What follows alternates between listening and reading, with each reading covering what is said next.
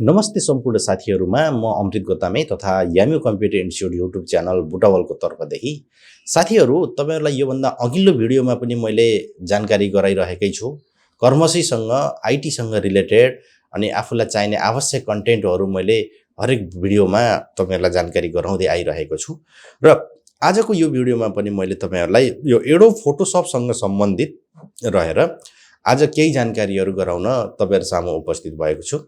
कृपया चाहिँ भिडियोलाई सुरुदेखि अन्तिमसम्म हेर्नु होला र समस्या हुँदाको दिन तपाईहरुले अब मेसेज गरेर पनि मसँग हेल्प लिन सक्नुहुनेछ अथवा डाइरेक्ट फोन कल गरेर पनि तपाईहरुले हेल्प लिन सक्नुहुनेछ।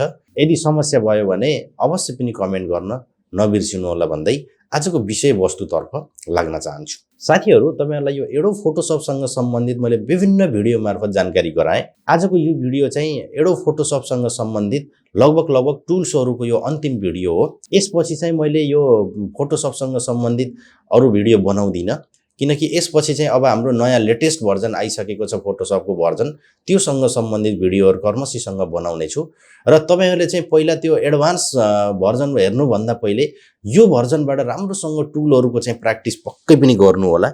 यदि टुलहरु राम्रोसँग चलाउन जान्नु भएन भने चाहिँ तपाईहरुलाई नै समस्या हुने हो र सधैँ दिमागमा के राख्नु होला भन्दा पुरानो भर्जनहरुबाट सिक्यो भने लेटेस्ट भर्जनलाई चलाउन सजिलो हुन्छ, लेटेस्ट भर्जनबाट चलाउन सिक्यो भने पुरानो भर्जनमा गाह्रो हुन्छ। अब भन्नुला कि अब पुरानो भर्जन किन चलाउने? अब हामीहरु आफूसँग भएको कम्प्युटर आफ्नो कम्प्युटरमा भएको भर्जन त ठीक छ, ल हामी मानिलियो एडभान्स नै चलाउँला। सपोज तपाई कुनै ठाउँमा जानुभयो काम गर्ने ठाउँबाट अथवा कुनै ठाउँमा जानु पर्ला, त्यहाँ जाँदाखेरि तपाईसँग पुरानो भर्जन होला उनीहरुको कम्प्युटरमा अनि तपाईसँग लेटेस्ट चलाउने स्किल छ भने त्यति बेला तपाईहरुलाई अप्ठ्यारो पर्छ। त्यही भएर सिक्दा जहिले पनि पुरानो भर्जनबाट सिक्ने र चलाउन चाहिँ हामीले लेटेस्ट भर्जनबाट गर्नुपर्छ। अनि पुरानो भर्जनबाट सिक्नको फाइदा चाहिँ के हुन्छ भने सबैसँग चाहिँ अब पावरफुल कम्प्युटर हुँदैन, पावरफुल कम्प्युटर नभएपछि उसमा लेटेस्ट भर्जनहरुले सपोर्ट गर्दैन, चलाउन गाह्रो हुन्छ। अब पुरानो भर्जनका त लगभग नर्मल कम्प्युटरमा पनि चल्छन्। त्यसो हुँदाखेरि मैले यो तपाईहरुलाई यो पुरानो भर्जनलाई पनि र लेटेस्ट भर्जनलाई पनि सपोर्ट हुने गरी चाहिँ यो CS3 को बारेमा जानकारी गराइरहेको हो। त्यसो हुँदा अब यो CS3 सँग सम्बन्धित यो अन्तिम भिडियो हो र आजको यो भिडियोमा मैले तपाईहरुलाई यो विशेष गरी यो कलरहरुसँग सम्बन्धित जानकारी गराउँछु र त्यससँग सम्बन्धित स्क्रिन विन्डोहरुको बारेमा पनि मैले केही जानकारी गराउँछु। ढिला नगरी तपाईहरुलाई फोटोशपको स्क्रिन तर्फ लैजान चाहन्छु। साथीहरु मैले यहाँ एउटा न्यू इमेज ओपन गरेको छु, अर्थात मैले न्यू बनाउन खोज्दै छु।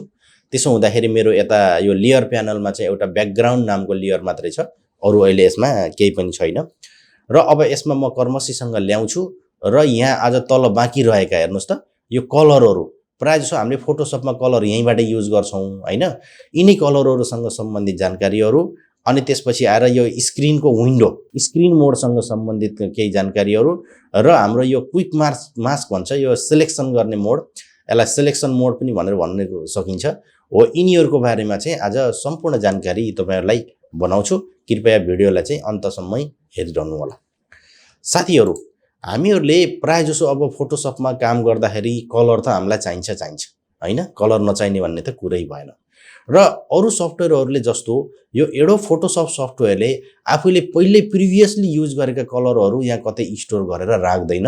यो CS3 सम्मको भर्जनले, लेटेस्ट भर्जनले पनि मैले CC 2020 मा नि खासै त्यस्तो अप्सन देखेको छैन, सायद नभएर नै होला। भनी हामीहरुले यो कलरको बारेमा राम्रोसँग बुझ्नुपर्छ कि फोटोशपमा हामी कसरी कलरहरु काम गर्ने। र यतापट्टि यहाँ तपाईले जुन यो टुलहरुको तल लास्टतिर यहाँ देख्नुहुन्छ कि यहाँ एउटा हाम्रो एउटा स्क्वायर बक्स छ र यो स्क्वायर बक्समा चाहिँ यो हाम्रो ब्राउन टाइपको कलर छ हैन। यसलाई यो माथिपट्टिको स्क्वायर बक्सलाई हामी के भन्छौं भन्दा फोरग्राउन्ड कलर भनेर भन्ने गर्छौं। फोरग्राउन्ड कलर जुन अब हामीले एउटा ब्रश लगाउँदा होस् अथवा कलर भर्दा होस् अथवा अब कलर यहाँबाट हामीले यो पेन्ट बकेटहरुबाट कलर त्यसमा फिल गर्दा होस् हैन, अथवा हामी यहाँ माथिबाट पनि हामीले कलरहरु बनाउन सक्छौं हो। यहाँ न्यू फिल लेयरबाट पनि सोलिड कलर भनेर त्यसरी गर्न सक्छौं।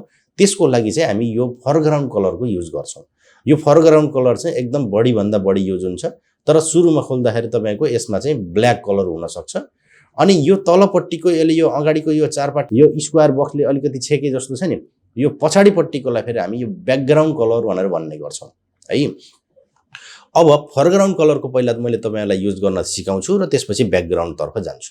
सपोज मानौं तपाईले यहाँ गएर कुनै एउटा टेक्स्ट लेख्नुभयो, मानिलियौ कलर भनेर यहाँ टेक्स्ट लेख्नुभयो है। यसरी तपाईले कलर भनेर यहाँ एउटा टेक्स्ट लेख्नुभयो। अहिले यहाँ टेक्स्टमा यो कलर आयो नि, किन आयो भन्दा अहिले हाम्रो यहाँ फोरग्राउन्ड कलरमा यही छ। अब मानिलियौ तपाईलाई यो कलर चाहिएको छैन हैन, अब तपाईलाई यो कलर चाहिएको छैन, अब तपाईले अर्को कलर चेन्ज गर्न पर्यो भने अब त्यसको लागि त हामी त यही फोरग्राउन्ड कलरमै जाने हो फोटोशपमा त हैन। अब तपाईले यहाँ फोरग्राउन्ड कलरमा क्लिक गर्नुभयो भने यतापट्टि अब हाम्रो एउटा कलर पिकर भनेर आउँछ, फोरग्राउन्ड कलर भनेर पनि देखाइरहेको छ। अब तपाईले यहाँबाट यो कलरको यो लाइनहरु देखाएको छ नि कलर पिकरमा, यसलाई तलमाथि अप डाउन गरेर तपाईले यहाँको जुन कलर चाहिएको छ त्यो चुज गर्न सक्नुहुन्छ। यो कलरहरु चाहिँ तपाईको अब यहाँ त अहिले हाम्रो त यो गोलो सर्कलले त यहाँको पिक गरिरहेछ, त्यही भएर यहाँ माथिपट्टि त्यो आछ भने अब तपाई यसलाई यताउता यो क्लिक गरेर पनि यसरी आफुलाई चाहिएको आफुलाई अनुकूल परेको कलरहरु लिन सक्नुहुन्छ हैन। अथवा तपाई यहाँ तलपट्टि यहाँ यो ओन्ली वेब कलर भनेको छ नि, हो यहाँ क्लिक गरेर पनि विभिन्न किसिमका यसरी यो कलरहरु देखाउँछ। यहाँबाट पनि तपाईले आफ्नो आवश्यकता अनुसार यसरी यो जुन कलर तपाईलाई चाहिएछ त्यसरी पिक गरेर ल्याउन सक्नुहुन्छ।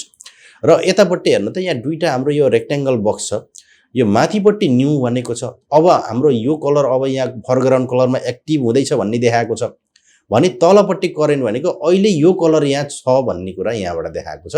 र यता तलपट्टि चाहिँ थुप्रै छन्, अब हाम्रो यो एचएसबी भनेको छ, ल्याब भनेको छ, सीएमवाईके भनेको छ, आरजीबी भनेको छ, अनि यहाँ तल चाहिँ हाम्रो यो ह्याशट्याग सहित हाम्रो कलरको नाम देखाएको छ। यो त तपाईहरुले यो वेबसाइट डिजाइन डेभलपिङ गर्न पर्यो भने एचटीएमएल मा लैजानको लागि यो अरूलाई काम छैन हैन। अनि यो आरजीबी कलर अनि सीएमवाई के कलर यहाँ हाम्रो यहाँबाट जुन कलर हामीले यसरी पिक गर्छौं नि, हेर्नु त यो अटोमेटिक त्यो कलरको यहाँ भ्यालु देखाउँछ है। अब यहाँबाट हामीले कलर पिक गरेर जब ओके गर्दिन्छौं, हेर्नु त यहाँ फोरग्राउन्ड कलरमा त्यही कलर आउँछ हैन। यो भन्दा अघिल्लो भिडियोमा मैले तपाईहरुलाई यो आइड्रपरले कलर पिक गर्ने तरिका पनि सिकाएको थिएँ। यदि त्यो भिडियो हेर्नु भएको छैन भने मैले माथि आई आइकन भित्र त्यो भिडियो पनि राखिदिन्छु, त्यसलाई पनि एकपटक हेर्नु होला। अब यहाँ मैले चाहिँ कुनै एउटा इमेजलाई मैले प्लेस गरेर मैले यहाँ लिए है।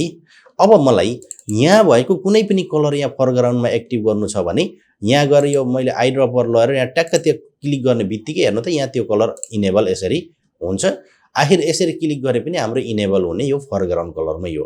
र यही फोरग्राउन्ड कलरमा आएको कलर नै हामीले अब यहाँ ब्रश लगाउन पर्यो भने अथवा यहाँ कुनै टेक्स्टहरुमा फिल गर्न पर्यो भने जे गर्नलाई पनि हामी यही फोरग्राउन्डकै कलरको युज गर्ने गर्छौं।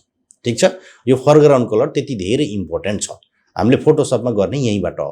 हुन त अर्को तरिका तपाई यो विन्डोज मेनुमा गएर यहाँ स्वाचेज भनेर देखाएको छ, यहाँ गएर अब हाम्रो यो स्वाचेजमा चाहिँ प्रिसेट यही कलर हुन्छन्, यहाँबाट नि ल्याउन सकिन्छ। आखिर हामीले यहाँबाट क्लिक गरे पनि इनेबल हुने भनेको यो फोरग्राउन्डमै हो। ल हेर्नुस्, यता गएर मैले ग्रीन कलरलाई क्लिक गरेको थिएँ नि, आखिर एक्टिभ त यही फोरग्राउन्डमै भयो। यो फोरग्राउन्डमा एक्टिभ नभइकन हामीले यहाँ वर्किङ एरिया भित्र हामीले एप्लाई गर्न मिल्दैन भन्ने कुरा चाहिँ राम्रोसँग बुझ्नु होला, बुझ्नुहुन्छ। अनि यहाँ हामीले कलर ल्याउने फेरि अझै अर्को तरिका पनि छ। तपाई विन्डोज भित्र गएर यहाँ कलरलाई क्लिक गर्नु भने हो यतापट्टि चाहिँ हाम्रो कलर भनेर आउँछ र यहाँ आरजीबी भनेर देखाएको छ। यसलाई चाहिँ तपाईले आर को भ्यालु बढाउने घटाउने गर्ने, ग्रीन को भ्यालु बढाउने घटाउने गर्ने र ब्लू को भ्यालु बढाउने घटाउने गरेर यसले आफूले बनाउने। यसरी बनाउन अलिकति झन्झटिलो हुन्छ र अलि राम्रोसँग अब एक्सपिरियन्स भएको मान्छेलाई त सजिलो हुन्छ, नभएकोलाई चाहिँ यो कलरबाट कलर मिक्सिङ गरेर बनाउन गाह्रो हुन्छ। त्यसको लागि सबभन्दा बेस्ट उपाय भनेको हामीले यो आइड्रपर लिएर अब आफूलाई यहाँको जुन कलर चाहिएछ त्यसलाई क्लिक गरे पनि हुन्छ, होइन भने चाहिँ मैले भर्खर देखाए जस्तै हो यहाँनेर अब हाम्रो एउटा स्वाचेज भन्ने छ नि विन्डोज मेनुमा, त्यहाँ गएर आफूलाई जुन कलर चाहिएछ त्यसलाई क्लिक गरिदिएर यो फोरग्राउन्डमा लिएर हामीले युज गर्न सक्छौं है त। यो फोरग्राउन्ड कलरको काम चाहिँ त्यो हो, यो म्याक्सिमम युज हुन्छ फोटोशपमा। अब यसको पछाडिपट्टि फेरि हाम्रो के छ, ब्याकग्राउन्ड कलर छ। अब यो ब्याकग्राउन्ड कलरको काम के हो? ब्याकग्राउन्ड कलरको काम के हो भन्दा हाम्रो यो इमेज भित्र तीनवटा लेयर छ है। यतापट्टि हाम्रो एउटा माथि डीएसडी भन्ने छ, तलपट्टि कलर भन्ने छ र ब्याकग्राउन्ड भन्ने छ, बुझ्नुभयो भनी। अब यो ब्याकग्राउन्ड भन्दा मुनिपट्टिको कलरलाई चाहिँ के भनिन्छ भन्दा हामी ब्याकग्राउन्ड कलर भनिन्छ, बुझ्नुभयो। अब यो ब्याकग्राउन्ड कलरमा अहिले के छ, व्हाइट छ र हामी यतापट्टि यो ब्याकग्राउन्ड लेयरमा छौं। अनि ब्याकग्राउन्ड लेयरमा आएर हामीले यहाँ इरेज गर्दा इरेजरले अब हामीले यसलाई के मेड दियौं, यसको यसरी इरेज गर्दाखेरि यहाँ कुनै केही चेन्जेस आएको छैन। तर यो हाम्रो ब्याकग्राउन्डको यो एरिया चाहिँ मेटिएछ जहाँ हामीले इरेजर लगाइयो भने यहाँ हाम्रो ब्याकग्राउन्ड कलर चाहिँ व्हाइट भएको कारणले गर्दा हामीलाई यहाँ केही पनि नभए जस्तो देखिएको। बुझ्नुभयो? यदि तपाईँ यो ब्याकग्राउन्ड कलरमा क्लिक गरेर यो कलर पिकरबाट कुनै त्यो ब्याकग्राउन्डमा त्यो कलर राखिदिनुहुन्छ भने अब क्लिक गरिसकेपछि त हाम्रो यहाँ ब्याकग्राउन्डमा चाहिँ इनेबल भयो, आयो कलर, ग्रीन कलर आयो हैन। अब तपाईँ यहाँ ब्याकग्राउन्ड लेयरमा बसेर यहाँ गएर इरेज गर्नुहुन्छ भने ल हेर्नुहोस् त यो हाम्रो ग्रीन कलर देखियो। अघिसम्म हाम्रो यो व्हाइट देखिएको थियो किनकि ब्याकग्राउन्डमा यहाँ व्हाइट कलर थियो। अहिले हामीले ब्याकग्राउन्डको कलरलाई चाहिँ ग्रीन गरियो। अब सबभन्दा मुनि भएको लेयर भनेको त यो ब्याकग्राउन्ड लेयर हो। यो लेयरलाई मेट्दिने बित्तिकै के भयो भन्दा अटोमेटिक ग्रीन कलर डिस्प्ले गर्यो हैन। अब यसको त्यस्तो धेरै प्रयोग त हुँदैन ब्याकग्राउन्ड कलरको। तर हामीले कस्तो अवस्थामा यो ब्याकग्राउन्ड कलर युज गर्न चाहन्छौँ भने फोटोसपमा हामीले काम गर्दाखेरि कलरहरू अब हाम्रो जे कलर युज गरियो त्यो कलर हाम्रो स्टोर गर्दैन, न कि अरू सफ्टवेयरहरूले गर्छ भनी त्यस्तो बेलामा पटक पटक हामीले कलर पिक गरेर झन्झट लाग्छ भने आफूलाई एउटालाई ब्याकग्राउन्डतिर लगेर राख्ने अनि फोरग्राउन्डको त काम गरिरहने नै हो भने त्यति बेला तपाईले के गर्न सक्नुहुन्छ भन्दा यसरी फोरग्राउन्ड र ब्याकग्राउन्डमा कलर राख्न सक्नुहुन्छ र आफूलाई अनुकूल परेको बेला यदि दुईटा ब्याकग्राउन्ड र फोरग्राउन्ड कलरको माथिपट्टि हेर्नु त यसो घुमेको जस्तो एरो छ नि, यसले स्विच कलर भन्छ। यसलाई स्विच कलर भनिन्छ। यो स्विच कलर क्लिक गर्ने बित्तिकै ब्याकग्राउन्ड कलर फोरग्राउन्ड कलरमा आउँछ, फोरग्राउन्ड कलर ब्याकग्राउन्ड कलरमा जान्छ। त्यसपछि अब तपाईले यहाँबाट फेरि ग्रीन कलर युज गर्न पाउनुभयो र फेरि यही क्लिक गरिदिनु भयो भने ब्याकग्राउन्ड पछाडि नै जान्छ, ब्लू आउँछ, त्यसपछि फेरि ब्लू युज गर्न पाउनुभयो। यस्तो बेलामा दुईटा कलरलाई यसरी एड गरेर अब स्विच गरेर पनि हामीले काम गर्न सक्छौं। यो स्विच गर्ने यसलाई क्लिक गरेर स्विच गर्नु र किबोर्डबाट तपाईले सर्टकट की एक्स दबाउनु कुरा एउटै। ल हेर्नु मैले अहिले एक्स दबाएँ, हो फेरि एक्स दबाएँ, यसरी स्विच गर्न पनि सकिन्छ। ठीक छ? ल यो ब्याकग्राउन्ड कलर र फोरग्राउन्ड कलरको काम चाहिँ त्यो हो हाम्रो फोटोसप सफ्टवेयरमा। त्यसपछि यतापट्टि हेर्नुहोस् त यो सानो एउटा माथिपट्टि कालो र पछाडिपट्टि सेतो भएको छ नि, हो यो फेरि हाम्रो default foreground and background colour भनेर भन्छ। यदि हामीले यसलाई क्लिक गरियो भने फोरग्राउन्ड कलर चाहिँ अटोमेटिक डिफल्ट ब्ल्याकमा जान्छ र ब्याकग्राउन्ड कलर चाहिँ अटोमेटिक व्हाइटमा जान्छ। अब हामीलाई चाहिँ अब यहाँ भएका अरू कलर चाहिएन, फोरग्राउन्डमा ब्ल्याक चाहियो, ब्याकग्राउन्डमा व्हाइट चाहियो भने सिधै यहाँ क्लिक गरिदियो, कुरा सकियो। फेरि यहाँ गएर ब्ल्याक कलर सिलेक्ट गर्ने अनि त्यसपछि यहाँ गएर व्हाइट गर्ने गरिरहन जरुरी हुँदैन। त्यसको लागि चाहिँ हामी यहाँ डिफल्ट कलरको युज गर्न सक्छौं। ठीक छ? ल यो एकदम इम्पोर्टेन्ट कुरा छ यो फोटोसप चलाउनेहरुको लागि। त्यसपछि अब तलपट्टि अब हाम्रो हो यहाँनेर एउटा एडिट इन क्विक मास्क मोड भनेको छ। यसको सर्टकट की हो है। जब हामीले अहिले यो हाम्रो इनेबल छैन हो, यसलाई हामीले यहाँ इनेबल गर्दिने बित्तिकै हाम्रो यहाँ चेन्जेस त केही पनि आउँदैन, देखिदैन। तर हो यहाँ चाहिँ इनेबल भएको अलिकति हाइलाइट भयो जस्तो देखिन्छ। र अब तपाईले यहाँबाट अब मुभ टुल लिएर यसलाई यताउता तान्नु भने हेर्नु त यो तानेको यो जुन एरिया थियो नि हो, यस भित्र चाहिँ हाम्रो रियल कलर देखिरहेछ, एक्ज्याक्ट कलर। र यो भन्दा माथिको तानेको जुन एरिया बाहिर आथ्यो यहाँ फेरि के देखिएछ भन्दा रातो रातो देखिएको छ। त्यसपछि अब यो यस्तो देखियो भने त अब हाम्रो काम त खासै राम्रो त भएन। त्यसो हुँदा खासै जरुरी त होइन यो, हैन। अब तपाईले फेरि यसैलाई यही गएर क्लिक गर्दिनु भने जति हाम्रो एक्ज्याक्ट कलर अब रियल कलरहरु देखाइरहेको थियो नि त्यहाँ चाहिँ अटोमेटिक के आउँछ भन्दा यो मार्क्यु इनेबल आउँछ के सिलेक्सन हो। यस्तो गर्न पर्यो भन्छन् अनि मैले त खासै युज गर्दिन यसलाई, हैन। अब यसको खास एक्ज्याक्ट काम चाहिँ यही हो। अब गर्न पर्यो गर्नु होला, नगरे चाहिँ अब जरुरी छैन। अनि त्यसपछि अब अर्को तलपट्टिको हो यो चाहिँ अब हामीलाई एकदम युज गर्न सकिन्छ, चेन्ज स्क्रिन मोड।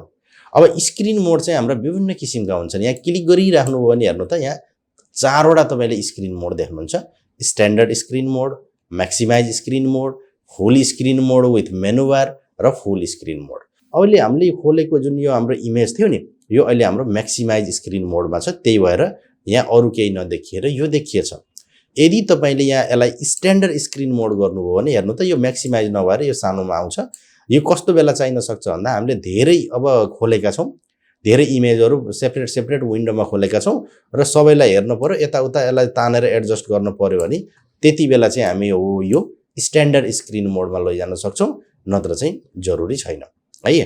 त्यसपछि अब अर्को आयो म्याक्सिमाइज स्क्रिन मोड। यो म्याक्सिमाइज स्क्रिन मोड गरेपछि अब अरु खोलेका विन्डो नदेखिएर जुन हाम्रो फोटोसपमा यो एक्टिभ विन्डो छ त्यही विन्डो नै म्याक्सिमाइज भएर जान्छ, अरु हामीले कुनै पनि देखिन्न र अब यसै भित्र काम गर्न सकिन्छ। यो काम तपाईले चाहे हो यहाँ गएर अब स्ट्यान्डर्ड गरेर स्ट्यान्डर्डमा लान पनि सक्नुहुन्छ, नभए पर हो यतापट्टि गएर यो हाम्रो रिस्टोर गरेर पनि यसलाई लैजान सक्नुहुन्छ। जसरी लैजान मन लाग्छ त्यसरी लैजानुस् है त। अनि त्यसपछि आएर अर्को फुल स्क्रिन मोड विथ मेनु बार। यो माथिपट्टिको फाइल एडिट भन्नेलाई के भनिन्छ? मेनु बार भनिन्छ। भनी अब हामीले यो काम गर्न खोजेकोलाई चाहिँ फुल स्क्रिन गराउने तर मेनु बार सहित हो। त्यस्तो गर्न पर्यो भने यहाँ गएर फुल स्क्रिन विथ मेनु बार गरेपछि हेर्नु त तलपट्टिका यो यहाँ तलको गयो स्टेटस बार, अनि यहाँ माथिका पनि अब धेरै देखिएको छैन र हो यहाँ मेनु बार देखिएको छ, अनि यो अप्सन बार त अब देखिने नै भयो, रुलर देखिएको छ। यसरी चाहिँ हाम्रो देखिन्छ। यस्तो गर्न पर्यो भने चाहिँ हामी यहाँ गएर फुल स्क्रिन मोड विथ मेनु बार गर्न सकिन्छ। ठीक छ ल। त्यसपछि अब अर्को लास्ट मोड छ हाम्रो फुल स्क्रिन मोड। फुल स्क्रिन मोडले फेरि के गर्छ भन्दा यो मेनु बार पनि देखाइदिन्न। हेर्नु त फुल स्क्रिनमा गयो, अनि त्यसपछि तलपट्टिका यो हेर्नु त यो स्टार्ट बटनहरु तिनी टास्क बारहरु पनि देखिएन। अब हाम्रो फुल यो हामीले गरेको डिजाइन चाहिँ देखिन्छ भन्ने हो। अब यो आफ्नो आवश्यकता अनुसार हेर्नलाई प्रयोग गर्न सकिन्छ। प्राय जसो हामीले काम गर्ने भनेको यो म्याक्सिमाइज स्क्रिन मोडमै हो। आवश्यकता अनुसार तपाईले जुन मोडमा पनि यसलाई कन्भर्ट गरेर हेर्ने खोल्ने गर्न सक्नुहुन्छ। ठीक छ ल। अब कहिले स्ट्यान्डर्ड गर्न पर्ने हुन सक्छ, कहिले हामीले म्याक्सिमाइज गर्नुपर्ने हुन सक्छ, र फुल स्क्रिन मोड त अब हामीले बनाएर भ्याएपछि हेर्नलाई अलि ठूलो स्क्रिन बनाएर हेर्नला, नत्र चाहिँ खासै त्यसको त्यति धेरै युज हुँदैन। साथीहरु तपाईहरुलाई यो भिडियो कस्तो लाग्यो? जस्तो लाग्यो त्यस्तै प्रतिक्रिया दिन नबिर्सनु होला। र यो भिडियो मैले अघि पनि भनिसकेको छु, यो एडोब फोटोशप CS3 सँग सम्बन्धित सम्पूर्ण टुल्सहरुको जानकारी मैले कर्मशीसँग गराएको थिएँ र यो चाहिँ त्यसमध्येको यो अन्तिम भिडियो हो। तपाईहरुले राम्रोसँग हेर्नु होला र समस्या भयो भने कमेन्ट गर्नु होला। र अब यसपछि चाहिँ मैले यो CS3 सँग सम्बन्धित मेनुहरुसँग जानकारी मैले गराउँदिन, किनकि अब यो भर्जनमा नगराएर CC भर्जन क्रिएटिभ क्लाउड भनेर भन्छ फोटोशपको हो, त्यो भर्जनमा चाहिँ मैले अरु जानकारीहरु गराउने छु। त्यसपछि अब तपाईहरुले तिनी भिडियोहरु हेर्नको लागि चाहिँ अवश्य पनि तपाईहरुले हाम्रो याम्यू कम्प्युटर इन्स्टिट्युट भन्ने च्यानललाई सब्स्क्राइब गर्नै पर्छ।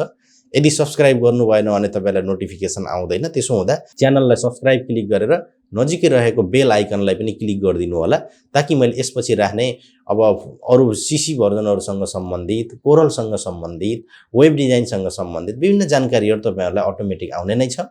तबसम्मको लागि म अमृत गोतामे बिदा हुन चाहन्छु। धन्यवाद, नमस्कार।